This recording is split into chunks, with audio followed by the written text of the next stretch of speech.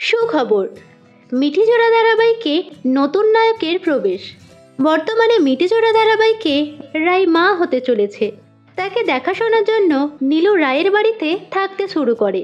প্রথম দিকে অনির্বাণ নীলুর থাকাটা মেনে না নিলেও পরবর্তীকালে মেনে নেয়, কিন্তু নীলু পুনরায় রায়ের সংসার ভাঙার জন্য শ্লীলতাহানির অপবাদ দেয় অনির্বাণকে।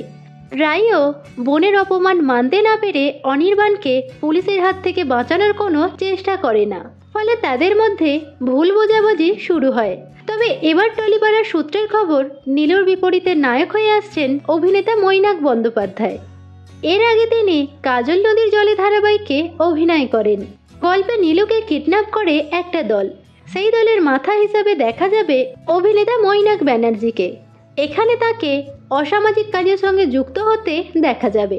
একটা সময় রাষ্ট্রের সশস্ত্র বাহিনী তার মায়ের ওপর অকথ্য শারীরিক নির্যাতন করে, তাই ছেলেটির মধ্যে রাগ জন্মায়। একদিকে যেমন সে অসামাজিক কাজের সঙ্গে যুক্ত থাকবে, অন্যদিকে গ্রামবাসীদের কাছে সে ভরসার জায়গা। সমাজের দুর্নীতি দূর করাই তার লক্ষ্য। এখন দেখার নীলুর সঙ্গে এই চরিত্রের কী সমীকরণ তৈরি হবে।